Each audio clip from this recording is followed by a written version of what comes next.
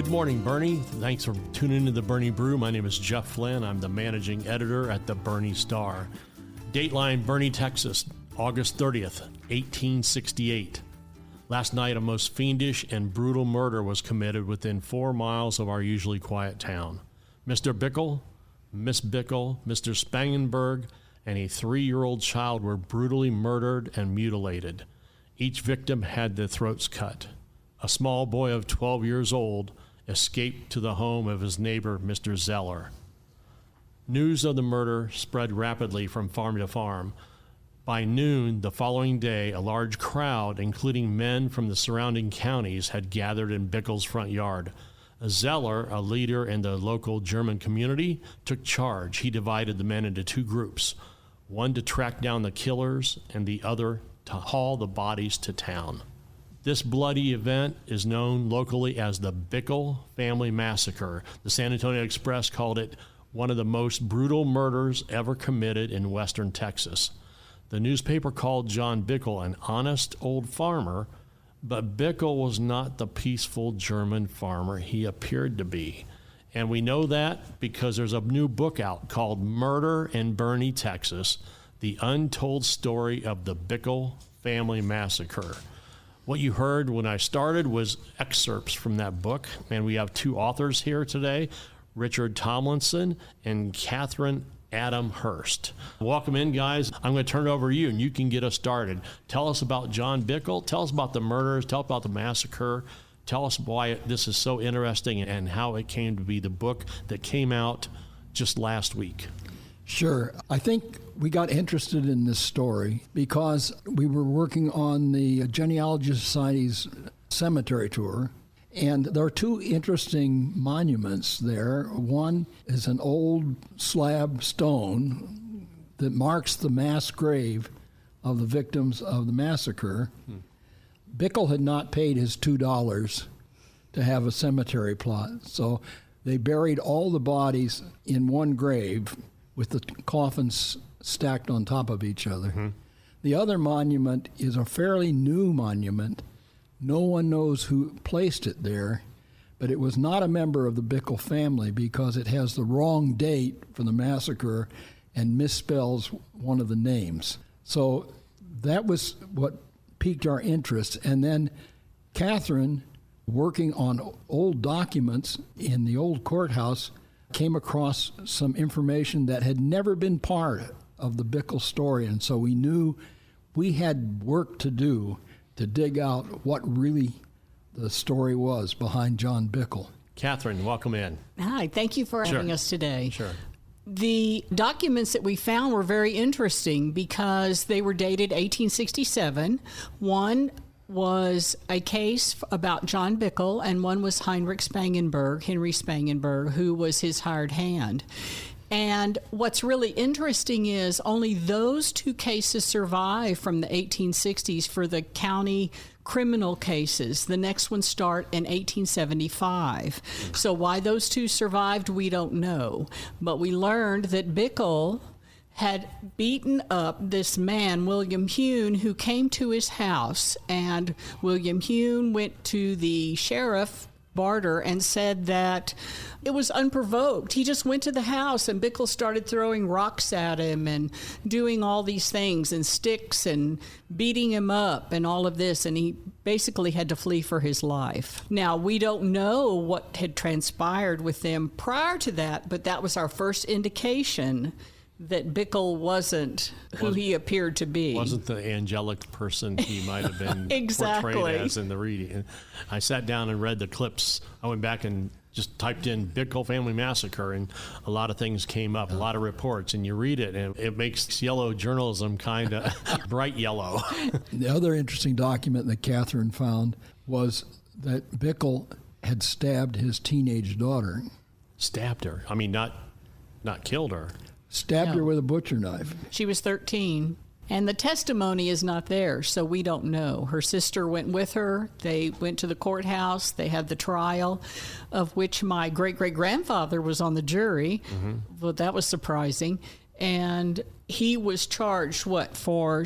Well, originally he was charged with attempted murder. The foreman of the grand jury that indicted was none other than George Wilkins Kendall. And we don't have any of the testimony from that. Catherine has a benign view of what happened. I think he stabbed her because she was pregnant. And I think he beat up Hune because Hune was the father. And there you go. Having relations with the daughter would be another reason you could expect sticks and stones to break your bones. Exactly. I think the young toddler who was killed in the massacre later, I think that Hune was the father. And I think he was there to try to claim his son when Bickel and Spangenberg beat him up. Now, what's Spangenberg's relationship to Bickel? They both came from the same town in Germany, Osbach and Hesse-Kassel.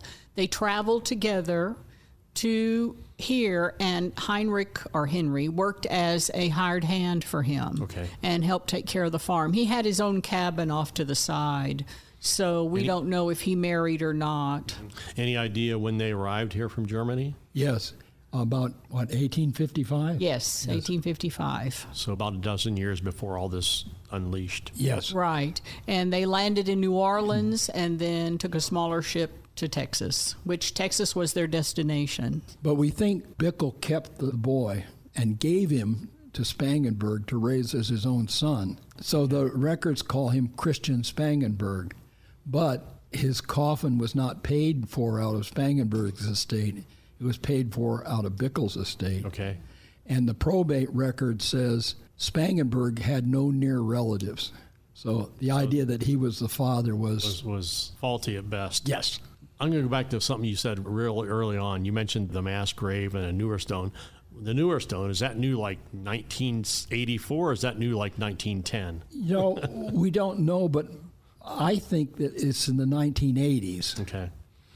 Because that was the time when the Bickel Family Massacre story was morphed into an Indian massacre. Well, when Henry Spangenberg, who escaped the massacre, said it was a gang of Mexicans, and he said two of them might have been white men, but the authorities said no, they couldn't be because the raiders slit throats and white men wouldn't slit throats. But later on, this Indian massacre story, I think it was really created, well, I'm going beyond the information that we really have. My supposition is that the Indian massacre story was because that was a more comfortable story than what really happened, which was the posse went out, found some Mexicans camped along the Cibolo, and hanged 6 of them. And the newspaper said, these were not the men who did it. But they were part of the gang. Yeah. Part of the, well, that is, they were Mexican. Right. That's the one thing they had in common. How many pages is the book? 152. 152. That includes the index and the sources. Sure, from cover to cover. Yes. What's the most interesting fact you found that you didn't know when you did this? The name of the child. Because on the tombstone it says Baby Spangenberg, and no one has ever known his name. And in the records in the courthouse, we found that his name was Christian Spangenberg. So now he has a name. And I guess maybe he was the son of the pregnant daughter? Yes, I think so. And what happened to her? Well, Spangenberg apparently kicked her out of the house after the baby was born, lived around Boerne for a while, and eventually married and moved out to Arizona, I think. She married Charles Hand, and they had a couple of boys here, and then they moved out to New Mexico first, and she had several more children. They end up with 10 children total. And then they end up in Arizona where he works in the mines. And in fact, several of her children worked in the mines also after that. Her brother Henry never forgot her. Evidently, they communicated, and he, in his will, left all of his possessions to her. He's the 12-year-old that escaped. Yeah. He escaped by jumping through a window or crawling out a window. Another interesting thing I think we didn't know before, in fact, nobody really knew before, were the names of the men who went out and hanged the Mexicans. Okay. And those names have never appeared in any publication relative to Boerne history. And we were very happy to find them in an obscure military bulletin. Really? Yeah. What happened to those guys? Were they punished? No, they were acquitted for lack of evidence. There you go. The major person testifying against them was the wife of one of the men who was hanged, and her testimony didn't account for much because she was Mexican and a woman. She was asked if she could point out one of the men who hanged her husband, and she pointed to some spectator on the side. So the local newspaper was outraged that the trial was not immediately dismissed. Folks, we're talking about Murder in Boerne, Texas, the untold story of the Bickel Family Massacre, 1868, correct? I've got Richard Tomlinson and I've got Catherine Adam Hurst. So they are the co-authors of the book. It just came out. Tell me about where you guys are going to be and what you're going to be doing when you're going to be doing what you're doing. Today is the 6th. Yeah. It'll be next Saturday. On the 13th, we'll be signing books on the front yard of the Kendall County Genealogy Society, and it's at 114 East Blanco. So we'll be out there all day on the 13th signing books. You can also get the book from the Boerne Books Shop and from the Genealogy Society. It's a block up from the Dinger. Right. Yes. Well, it's sort of across from the courthouse. Okay. You're going to be on the lawn, right? Yes, right in front. I hope you have some kind of canopy over you, because it could be raining, snowing, it could be 80 degrees. We don't know at this point in Boerne what happens on the weekends anymore. We hope it's 80. Well, we'll also be doing book signings, and we'll be announcing those on our Facebook page, which is... Murder in Boerne, Texas. Murder in Boerne, Texas. So look us up and like and share. We're talking Murder in Boerne, Texas. Richard Tomlinson, tell us about how many people died in the massacre. There was 4 died, 5 were attacked. Tell us a little bit about what you've discovered in your research, or Catherine, about the actual attack. What happened? The way I read it was one person was stabbed. I think Spangenberg went to his aid. Yes, it was the evening, August the 30th, 1868. Some riders approached the house, and either they called to him or he stepped out. And when he stepped out, they attacked him and slit his throat. So his hired hand, Henry Spangenberg, realized what was going on. He goes out, has an altercation, picks up one of the guys and throws him against the outside of the fireplace, which injures him, which should have been a clue when they were looking for the people who murdered him. But anyway, he was overtaken. He was a big man, but they overtook him and slit his throat too.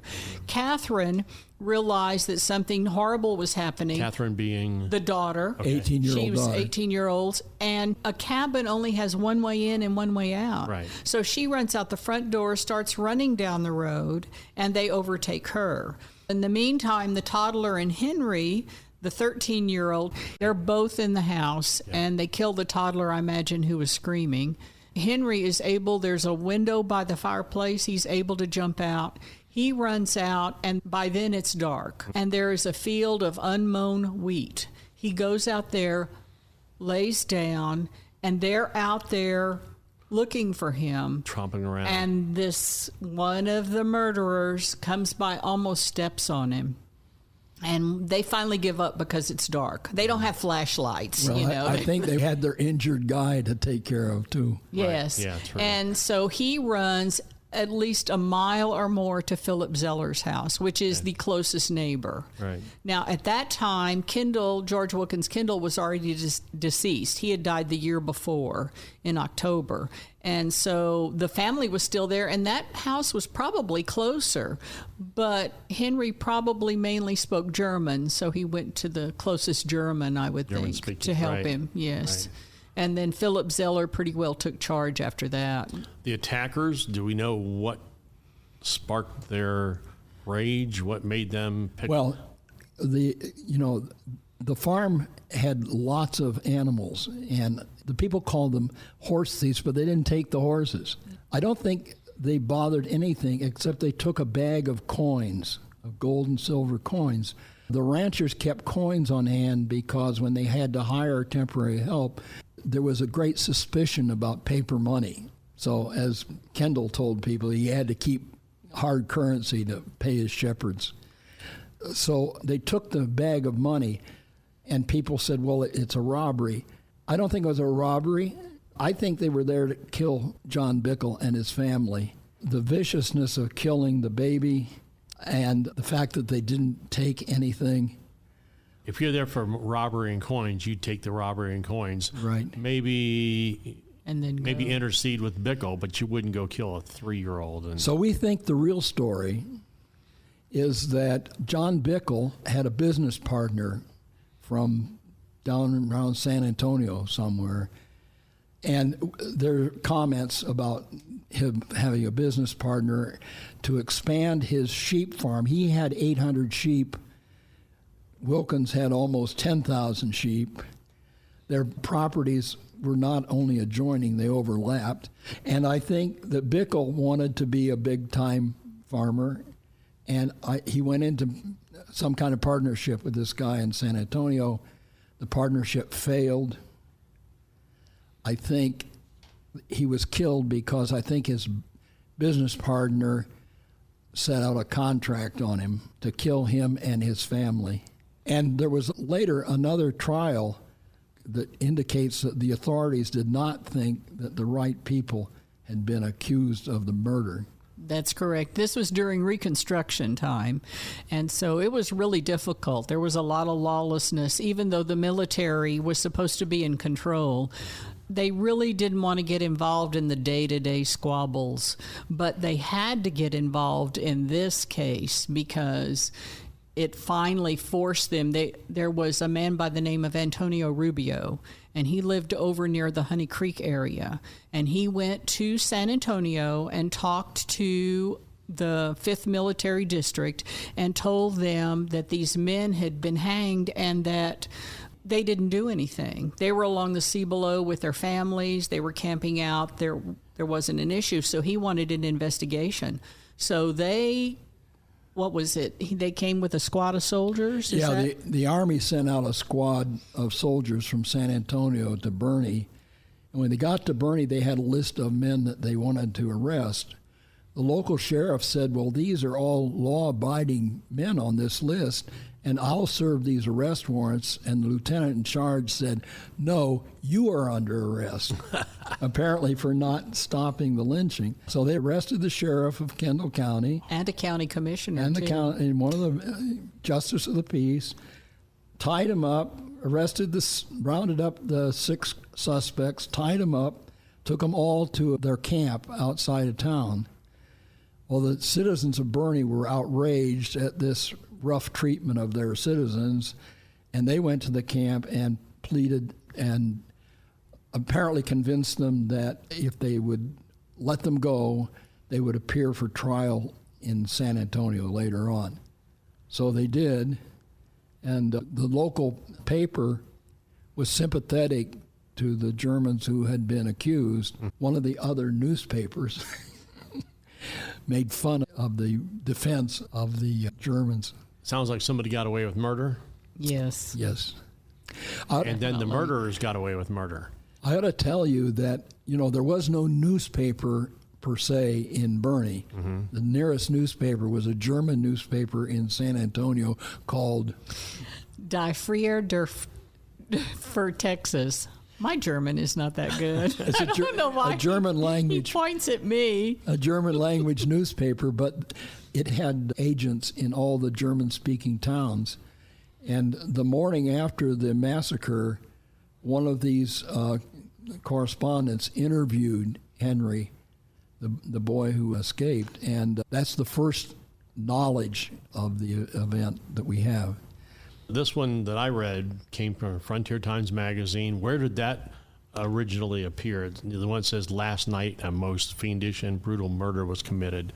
What was that? Was that in the Yes, that's the translation. Oh. Alex Brinkman in 1923 translated that and submitted it to the Frontier Times. Okay. Otherwise, we couldn't find the original article. We looked everywhere. We looked in university libraries, and we never could find it. That issue of the paper is missing in just about every collection. So Really? Weird.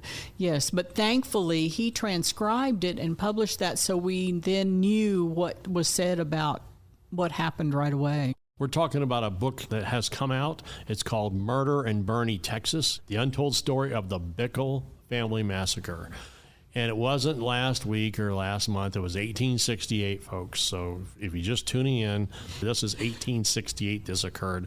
And it's a book put out by our co-authors, Richard Tomlinson and Catherine Adam Hurst. They're here in the studio. They're talking to us about it. We're talking about the passing of the people who were murdered. The suspects, sounds like they got away with it. And, of course, the book's 152 pages. Yes. And in those 152, you're going to find out more about who John Bickel, one of the murdered individuals, is, Henry Spangenberg. You know, sometimes the truth is stranger than fiction. Right. Definitely. And this story just kept unraveling. We had no idea when we started that we would find the documents that we found, or the newspaper articles that we found, or the probate records that we found. But, you know, once we did, no, you gotta publish. Yes. Yeah, this happened 1868. When did your research start? 1869, Richard? It started about, 3 years ago? Yes. So you've been at this for a couple years then. Yeah. Explain the intrigue. You know, everybody's done research on something or other. Think of something you've researched on, folks out there, and you do your work, and it comes a point you're like, oh, I'm going to throw it in. And then you hit something like, holy moly, I just found blank. Yeah. And it spurs you on again and again. What are some points that when you run into the brick wall, and then all of a sudden, bam, there's something that opens the trail? Explain that.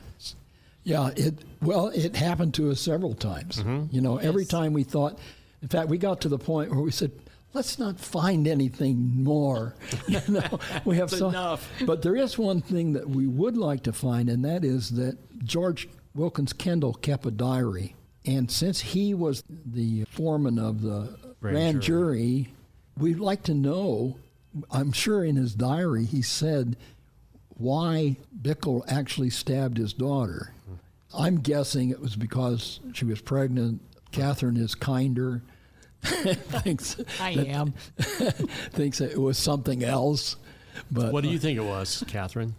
Well, I think that either she was a teenager and she was acting up, and they had a big argument, and they had a small cabin.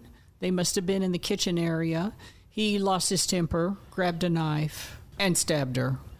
Well, I think it is meaningful that the jury changed the charge from attempted murder to simple assault. Okay. Yes. The jury was all German men and sympathetic, apparently, to Henry, and felt he had some justification. And back then, a jury of your peers was a jury of your peers. Yeah. Yes. It was people you hung with, people you knew, yes. people you farmed with, people you traded with. Well, it's interesting that Bickel asked for a retrial based on the fact that he said the men on the jury were not native English speakers and did not understand the instructions of the judge or the arguments of the attorney, which was an interesting argument since he was a German immigrant also. Right. And all the rest were German. The judge said, forget it.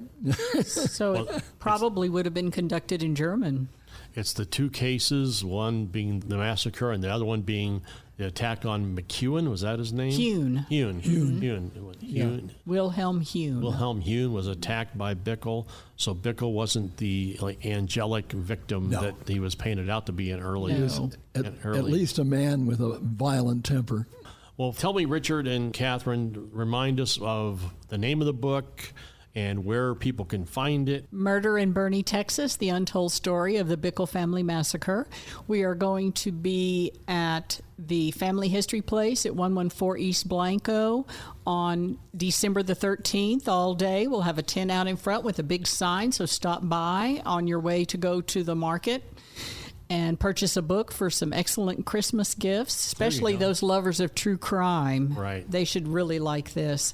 It's only $25. That's right. We have books at the Boerne Bookshop and at the Family History Place also. Right. And we're hoping to have another couple of places. But follow our Facebook page because that'll keep you posted. Murder in Boerne, Texas. Okay. Do we have pictures of the Bickels and Spangenberg? Are there any photos or anything that's survived? Any drawings or anything? No. Nothing. Yeah. It was too early. Yeah, 1860. They were not really frontiersmen. taking pictures like they did in the 1880s. Right. Matthew Brady didn't live here. No, Yeah. that's right. So, come over on the next Saturday, Genealogy Society. It's across from the old courthouse, about a block up Blanco from the Dinger. Just cross the street and you'll see them out in the front yard. Wave at them or stop in. A Murder in Boerne, Texas. Richard Tomlinson, Catherine Adam Hurst, thanks for coming in today and explaining the book, and we wish you all much success in it. Folks, thanks for tuning in. Again, we're only a couple weeks away from Christmas. Today is the 6th. This is the Winox Parade. Enjoy yourselves, folks. A Merry Christmas and Happy New Year. Thank you for tuning in, and we'll see you next week.